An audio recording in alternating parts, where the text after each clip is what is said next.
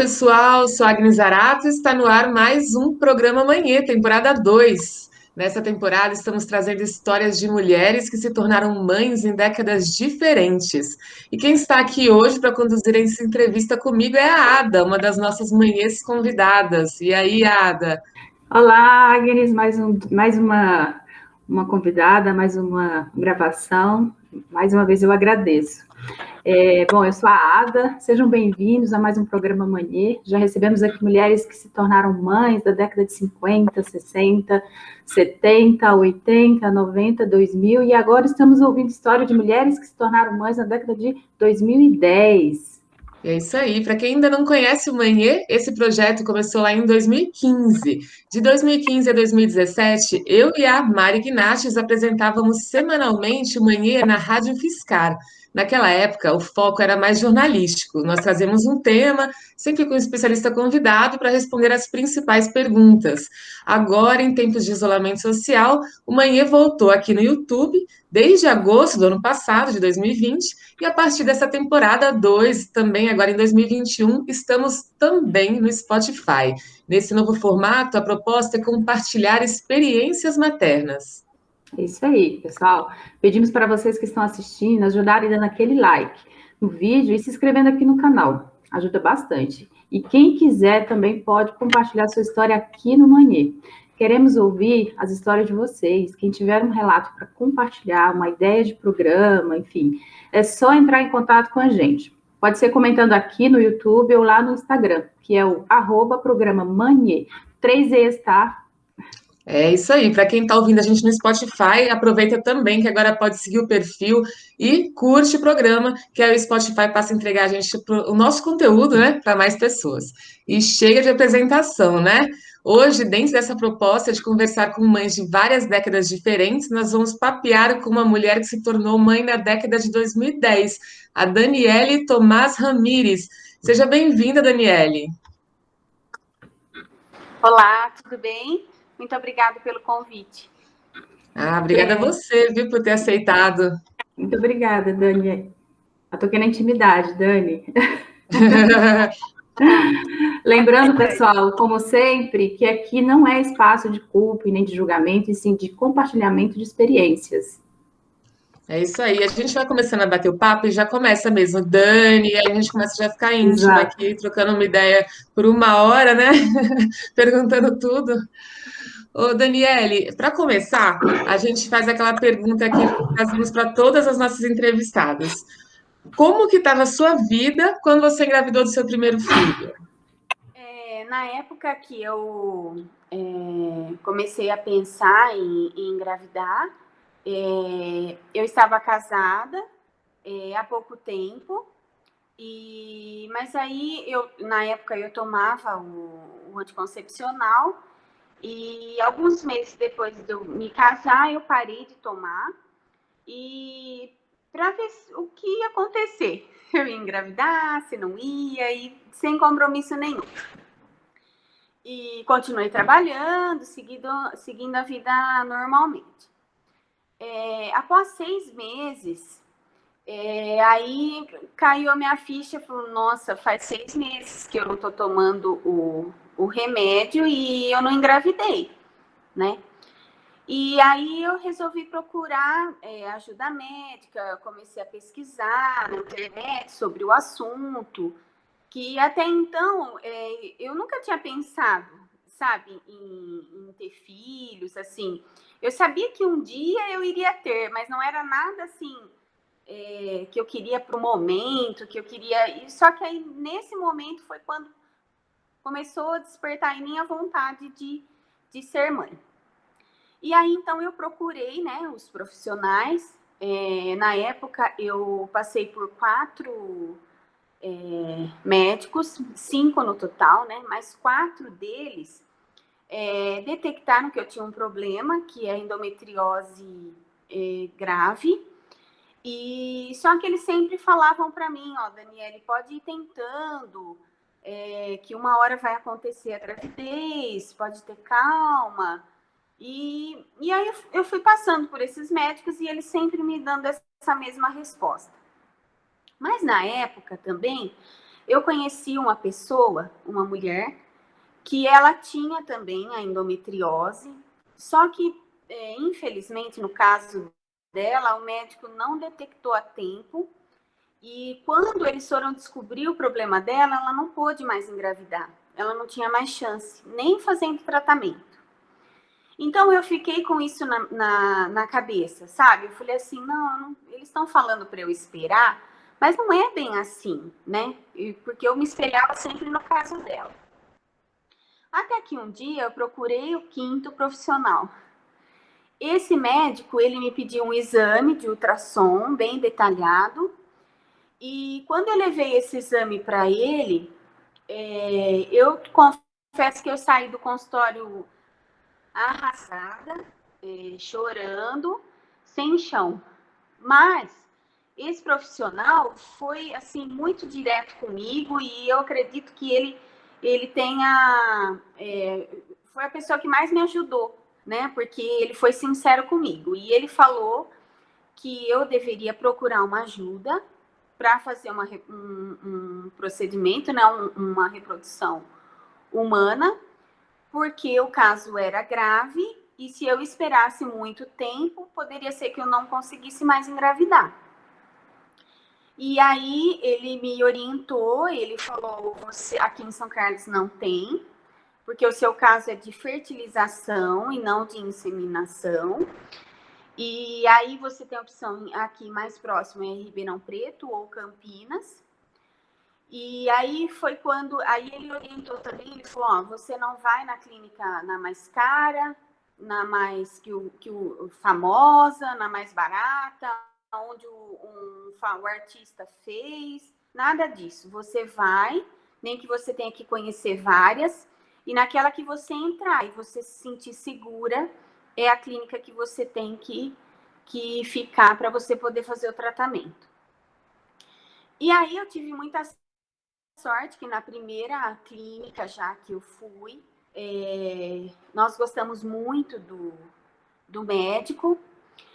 2 amigos nossos indicaram o mesmo médico sem saber que era o mesmo, sabe? Eles indicaram esses amigos nossos nem se conhecem e eles acabaram indicando o mesmo profissional.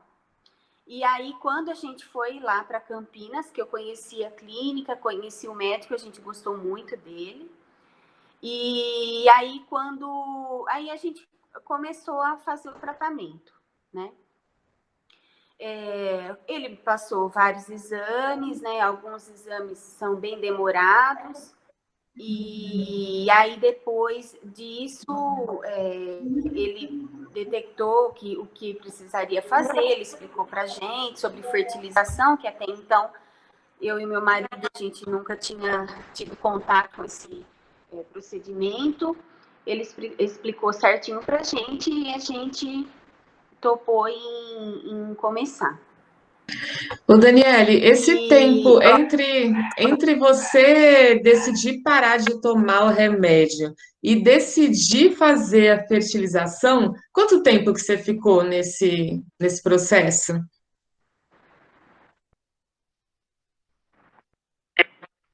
Eu fiquei bastante tempo. Eu fiquei mais ou menos uns 2 anos e meio. Nessa de procurar um médico, procurar um outro, faz um exame, faz outro exame, aí até que eu cheguei no profissional que me indicou a fertilização. Mais ou menos 2 anos e meio. Bastante tempo, né? Eu imagino que tenha sido uma época de bastante ansiedade também, né?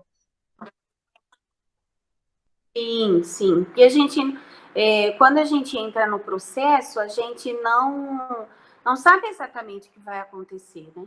Se vai dar certo, se não vai, se a gente tá no caminho certo, se a gente não tá, porque bate, né? Uma insegurança. A gente que não é da área da saúde, então a gente foi aprendendo com a vivência, né? Mas assim, comigo deu tudo certo, graças a Deus, né? E aí, quando eu comecei o tratamento, foi um tratamento longo também, né? Porque eu tinha muita dificuldade em ovular, mesmo tomando os hormônios, mesmo com todo o preparo, né? E aí, o meu tratamento demorou aproximadamente 1 ano. Dentro desse 1 ano, eu fiz 2 coletas, né, de óvulos. E no meio dessas coletas, eu fiz uma cirurgia de endometriose. Caramba, teve que passar por essa etapa também para você poder fazer a fertilização. Sim. Aí, passando por essas 2 coletas, né, aí a gente conseguiu um embrião em cada coleta dessas. Como a gente tinha conseguido um embrião na primeira coleta, normalmente o médico ele não implanta um só, porque a chance de dar certo, de vingar, é muito pequena. Então, ele sempre coloca 2. Então, para eu conseguir 2, eu tive que fazer a primeira coleta, e depois eu fiz uma cirurgia de endometriose, depois eu fiz a segunda coleta. E aí eu consegui 2 embriões. Quando eu consegui os 2 embriões, eu fiz a fertilização e deu certo, né, na primeira, até porque eu também não tinha embriões. Se não tivesse dado certo, eu teria que fazer todo o tratamento de novo. E aí, então, a gente fez a fertilização, né, a transferência. E aí, um embrião, né, só sobreviveu, que é o meu filho mais velho, tem hoje 4 anos, se chama Emanuel. Olha que beleza. Então aí, enfim, deu certo, né, Daniele? E a partir daí, como é que foi o pré-natal? Sim.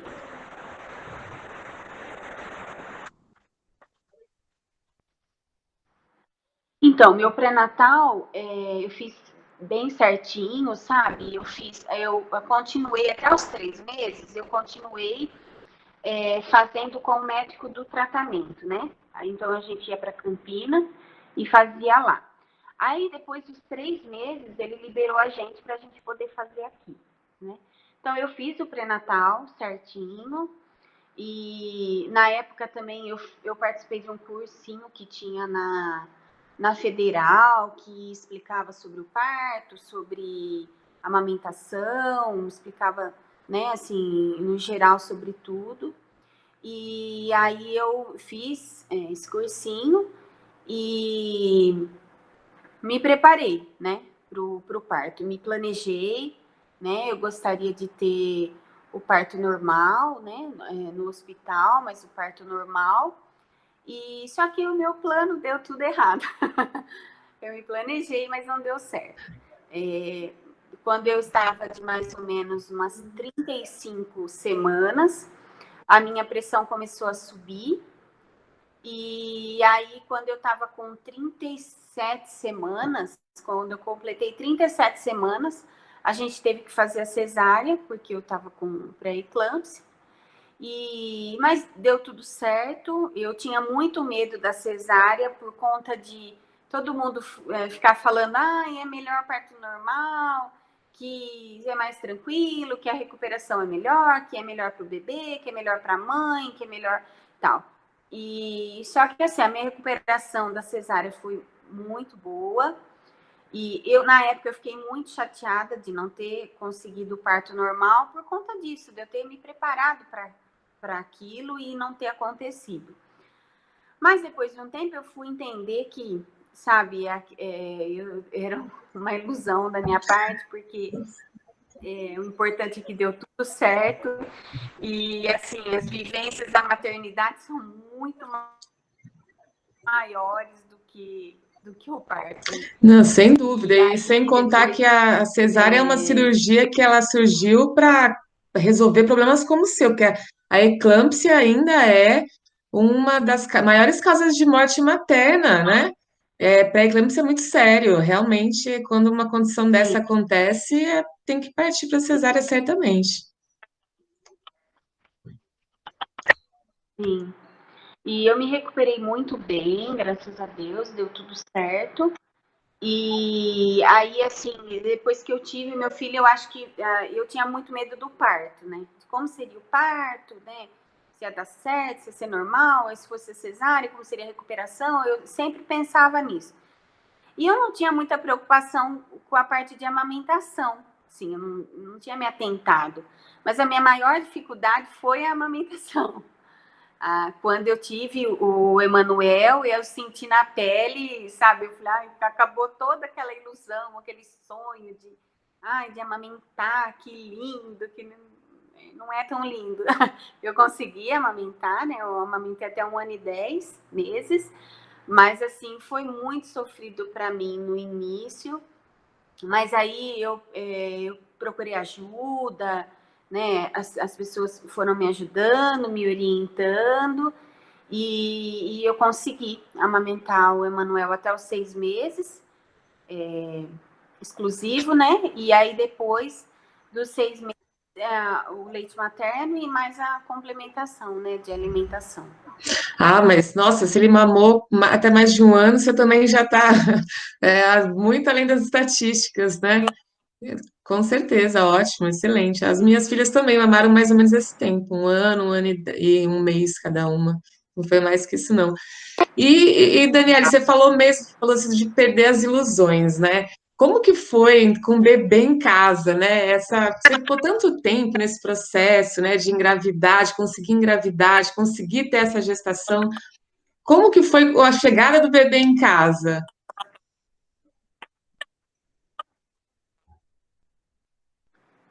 Foi um choque. Você chega em casa com aquele pacotinho, né?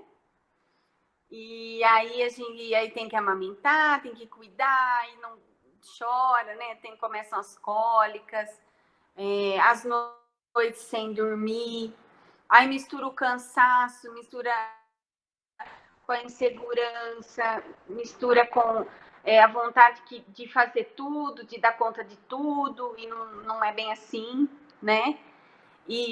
Mas assim, foi passando, eu tive eu considero meu puerpério um puerpério intenso, assim, de insegurança, sabe? Mas de muito aprendizado também, porque durante esse processo eu aprendi muito, né? E aí as coisas foram melhorando, né? Eu fui aprendendo, aí acabou que a amamentação consegui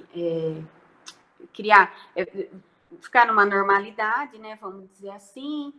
Aí, com o tempo, as cólicas vão passando e você vai conhecendo mais o bebê vai te conhecendo, você conhece as necessidades dele, você passa a começar a enxergar de novo as suas necessidades, né? Que por um tempo a gente acaba esquecendo, né? Que a gente existe, a gente só pensa naquele pacotinho que chegou em casa, né? E aí, com o tempo, as coisas foram se ajeitando, sabe? E aí, com 5 meses, eu voltei a trabalhar, eu coloquei ele na escolinha, foi bem tranquilo para mim, deu certo, ele se adaptou muito bem. Eu sentia muita falta de trabalhar fora, e eu acho que foi ótimo, assim, eu ter voltado, porque tudo bem que fica mais corrido, tem mais trabalho, mais compromissos, mas assim, a gente pensa em outras coisas, a gente se distrai, e eu acho que aí a gente consegue dar conta melhor quando a gente está perto deles, né, do que quando às vezes eu pensava que eu tinha que ficar 24 horas perto dele, e não é bem assim, né? Quando eu tô trabalhando, quando eu tô me cuidando, quando eu tô com ele, eu acho que é um tempo de mais qualidade. Nossa, mas essa intensidade que a gente vive na maternidade, né, Daniele, é realmente quando a gente tira um tempo para a gente, seja para trabalhar, seja para pensar em outras coisas, é extremamente importante, porque a gente volta até, parece que a gente descansa um pouco, aí volta, é mais ou menos isso, né? A gente tem que achar esse ou lado profissional, ou um tempo para pensar na gente. Mas aí, então, vocês resolveram fazer um outro procedimento, outro processo de fertilização, foi isso?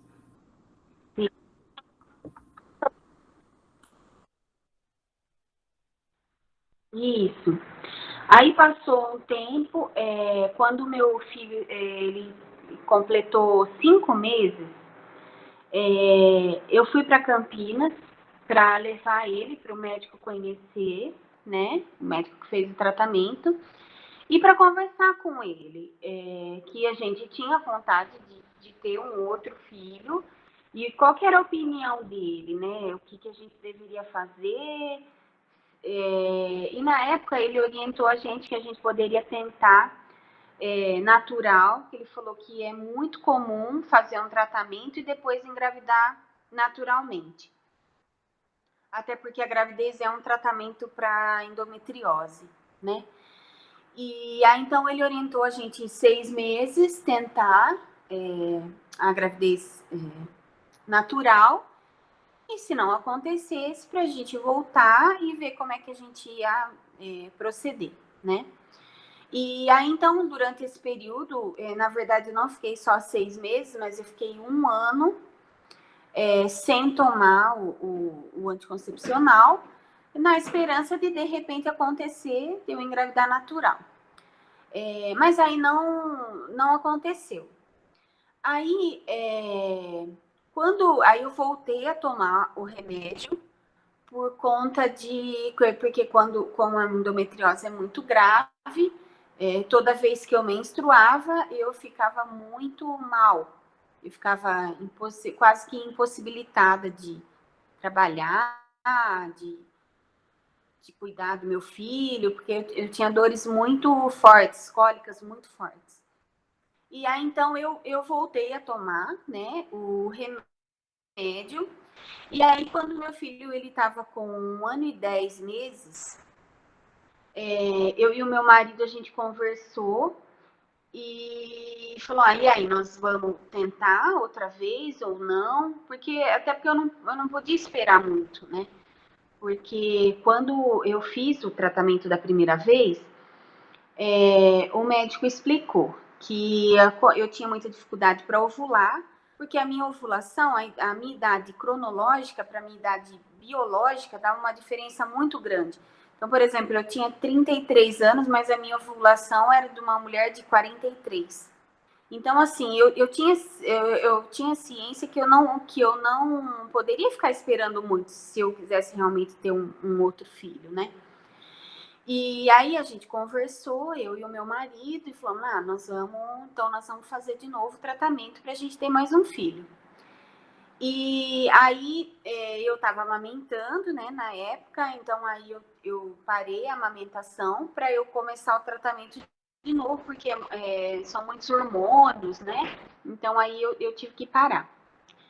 E aí a gente procurou um médico, eu fiz o tratamento novamente, foi novamente um tratamento bem demorado, difícil, por conta da dificuldade de ovulação.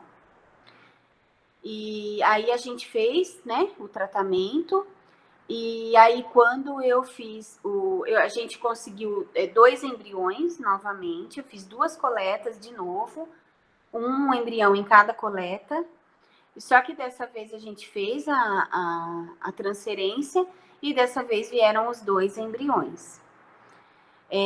A gente fez, quando a gente foi fazer a ultrassom, né, para ver, né, se tinha um, se tinha 2, a gente, né, naquela expectativa e tal. Só que quando você vê que são 2, toma um choque, assim, eu saí de lá passada. Quando eu cheguei na calçada, na porta, assim, do consultório, eu olhei para o meu marido e falei, e agora? Ele falou, e agora? Nós vamos cuidar. Né? E aí, mas foi muito legal, foi feliz, que deu certo. E aí os gêmeos estão aí, o Matheus e o Benjamin. Hoje eles estão com 1 ano e 5 meses. Então você tem 3 meninos, né? Que legal, é. E esse processo dessa segunda, você falou que foi longo também. Quanto tempo, Daniele, que foi? Ó, quando os gêmeos nasceram, o Manuel, ele tinha, ele meses antes dele completar 3 anos. Então, eu acredito que tenha demorado uns 4, 5 meses, mais ou menos. Foi Entendi. menos do que da primeira vez, mas ele foi bem puxado, Aham. sabe, assim, por conta de hormônio. E normalmente, para uma coleta, a mulher ela toma os hormônios de 10 a 12 dias para fazer a coleta de óvulos, né? Eu demorei 20 dias e eu fiz 2 vezes. Então, assim, eu tomei uma quantidade bem grande de hormônio. Assim, foi bem puxado, sabe? Demorou menos tempo, mas foi puxado também. Você comentando, me veio à cabeça uma pergunta. Esse processo que você passou, eu imagino que seja exaustivo mesmo pelo que você está falando, e deve mexer muito, porque se os hormônios naturais já mexem tanto com a gente, eu imagino tomar todos esses também, né, para estimular a ovulação e tudo mais. Você teve contato com outras mulheres que passaram pelo mesmo processo nesse período? Você conhecia outros, tinha alguma rede nesse sentido? Sim. Então, eu procurava pesquisar, sabe? Aí eu assistia vídeos de mulheres que tinham feito. Quando eu ia, todas as vezes que eu ia consultar, que eu ia fazer alguma coisa, algum procedimento na clínica, sempre tinha, né, alguém lá, a gente conversava, trocava uma ideia, assim. E porque é muito importante a gente saber que a gente não está sozinho, né? Que outras pessoas passaram por aquilo e que tá tudo bem, vai dar tudo certo. Eu imaginei por isso mesmo, né? Que deve ser legal poder conversar com outras pessoas para você ter uma ideia das experiências, né? Porque pra gente não ficar muito solitário nessas Sim, experiências, né? sim. Sim, Daniele, a sua gravidez foi mais ou menos na pandemia? Qual que foi a época, assim, para a gente entender? Foi antes. Foi antes. E os gêmeos no mês de janeiro, dia 3 de janeiro. E aí a pandemia ela começou mais ou menos dia 17 de março, né?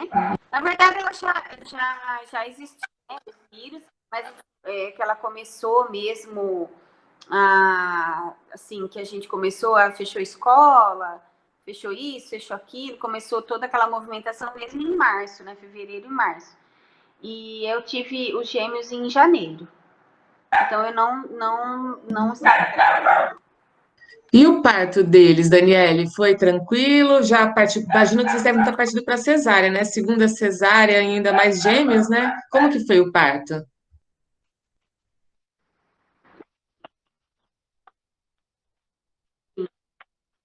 Então, dessa vez eu nem fui com aquela, eu não pensava em ter o parto normal.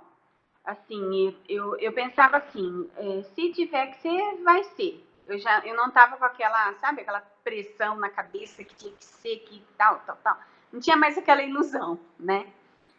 E aí quando eu tava de 34 semanas, um dos gêmeos estourou a bolsa, que é o Matheus, né? Aí, quando o Matheus estourou a bolsa, foi na madrugada, né? Do dia 3 de janeiro, a gente foi para a maternidade e aí o médico me internou e aí ele ia deixar, que ele combinou com a gente, ó, nós vamos tentar esperar um pouquinho, porque um dia a mais na barriga são 3 a menos na UTI, se precisar. E então a gente, se você não entrar em trabalho de parto, a gente vai segurar o máximo que a gente conseguir e aí a gente vai fazer a cesárea.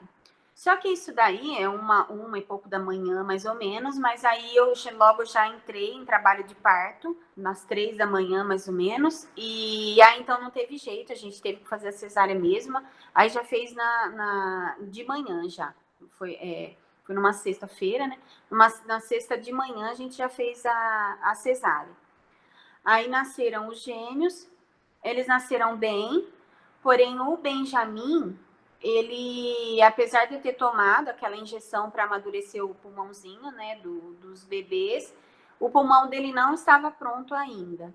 Então ele teve que ficar alguns dias na UTI, ele ficou 13 dias na UTI, e aí ele já veio para casa com a gente também, mas ele se recuperou super bem, foi tranquilo.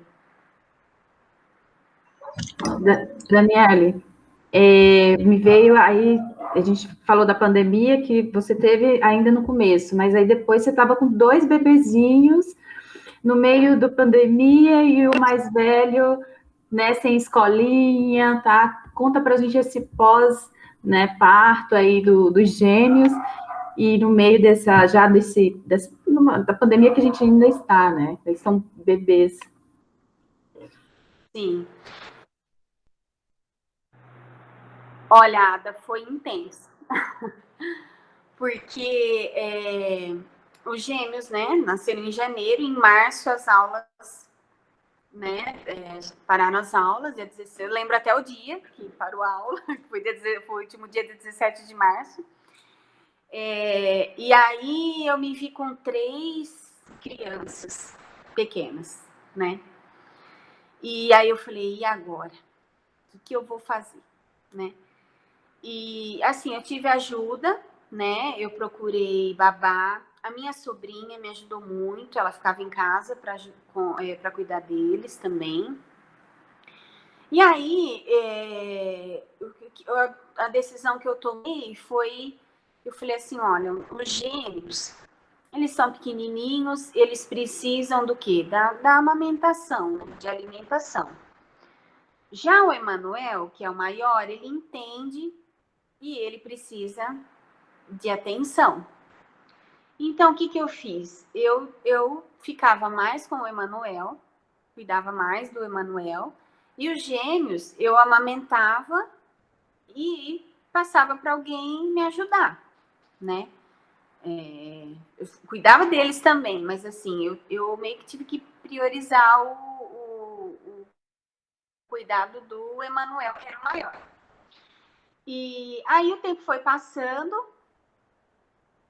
e aí foi cada vez ficando mais difícil de amamentar e de cuidar do Emanuel. Porque toda hora eu estava com ele, estava brincando, estava fazendo alguma coisa com ele. Ah, tem que parar para amamentar. Aí vai lá, amamentar um. Aí dá mamadeira. Porque tinha que dar a mamadeira para complementar, né? Aí vai lá e amamenta o outro. Tá.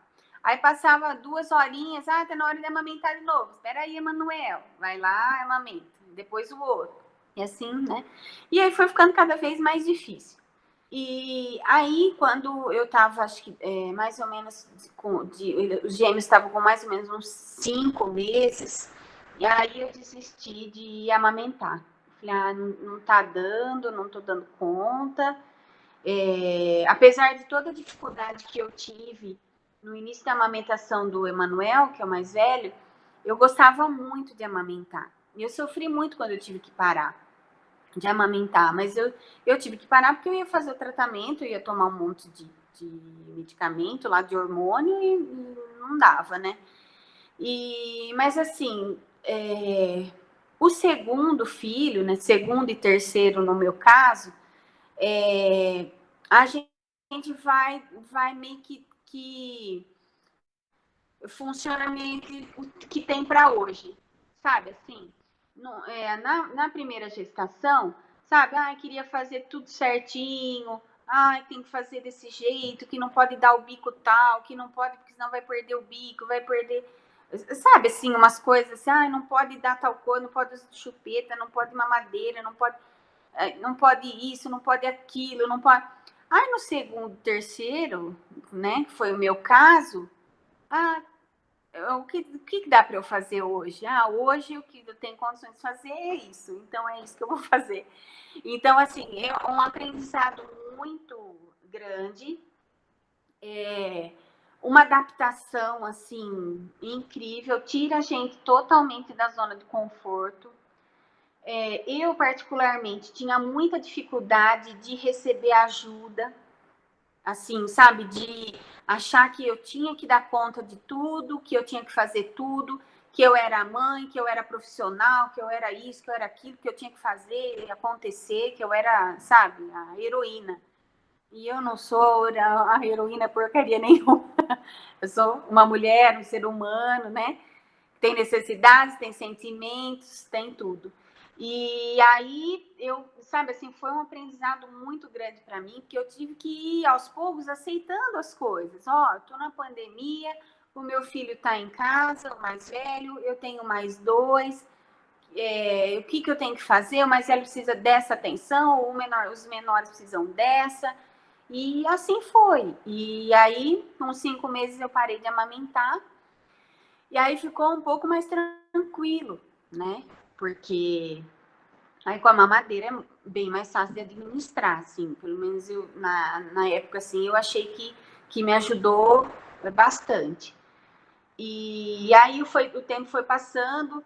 Em relação, assim, ao puerpério, foi intenso também. Eu acho que mexeu muito comigo.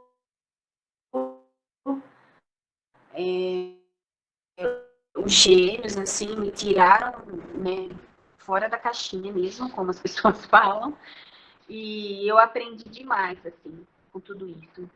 E assim, passa, né? Eu até queria deixar aqui para as mulheres que vão assistir, para as mães que que vão acompanhar esse vídeo, que tudo isso passa e que realmente é muito importante a gente confiar na gente mesmo. A gente não ter vergonha de receber ajuda, porque a gente precisa de ajuda, né?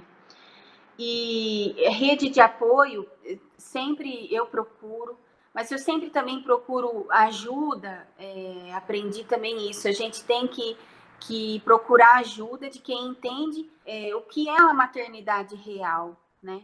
O que é o dia a dia, o que é realmente você estar dentro de tudo isso, né? Que não é sonho, não é tudo lindo, não é tudo maravilhoso, que tem momentos muito bons, que é realizador, mas que tem as dificuldades e não tem problema, né? Da gente precisar de ajuda, da gente precisar de apoio, mas a gente precisa de apoios, palavras realistas, né? Dentro do que realmente acontece, sem julgamento, sem crítica, porque a mãe, ela não quer o mal do filho. Então, assim, se ela está fazendo aquilo, é porque é aquilo que ela pode fazer naquele momento. Uhum. Então, e essa parte, assim, eu acho que é a mais importante, assim, de tudo. Foi um aprendizado, assim, está sendo, né? Um aprendizado muito grande para mim. Eu acho que muitas de nós vamos nos identificar com a sua fala, porque é muito bom conversar por isso mesmo, né? Porque a maioria de nós passa exatamente por isso e às vezes não fala, né? Com Por isso que é tão certeza. bom a gente conversar. Ô, Daniele, e o maridão, hein? É parceiro nesses momentos todos?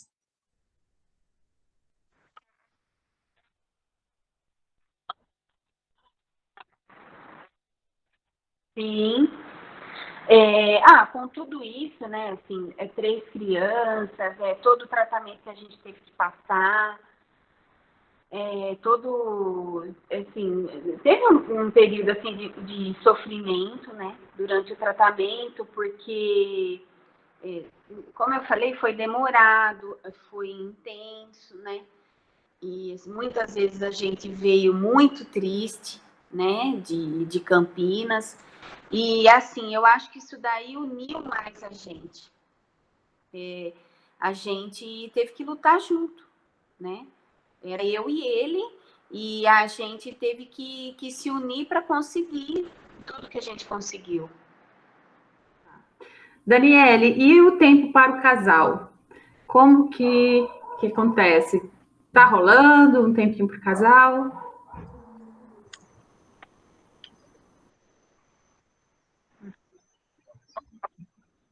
Uhum. Olha, no início não existe tempo. Porque a gente fica os dois ocupados, o marido trabalhava e eu ficava com eles em casa, e a hora que ele chegava ele ajudava, e assim, aquela confusão. Mas aí, conforme o tempo vai passando, as coisas vão se ajeitando, a gente vai conseguindo se organizar melhor, as crianças vão crescendo, elas vão ficando menos dependentes, né, da gente, e aí a gente tem que sempre se policiar para conseguir esse tempo, né, que é importante para a gente também. Nossa, eu falo que a gente vai ficando mestre em logística, né, para poder equilibrar tudo, só com muita logística mesmo.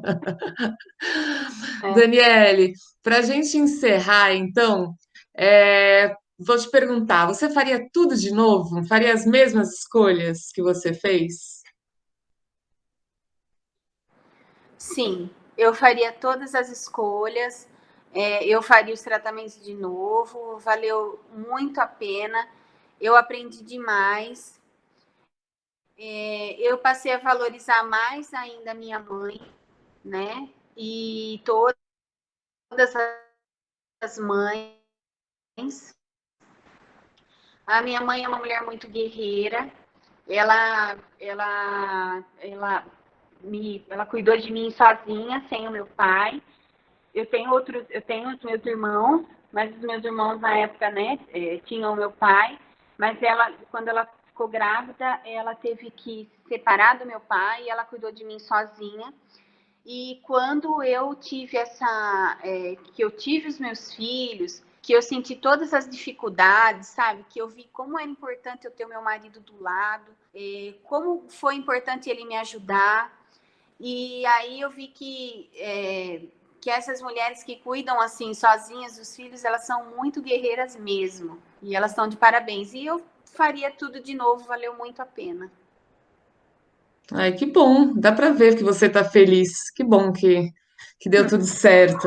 E ó, obrigada, viu, Daniele, por você Sim. compartilhar a sua história com a gente. Adorei a entrevista, foi muito legal. Não conhecia esse processo, foi bacana acompanhar, entender melhor como funciona.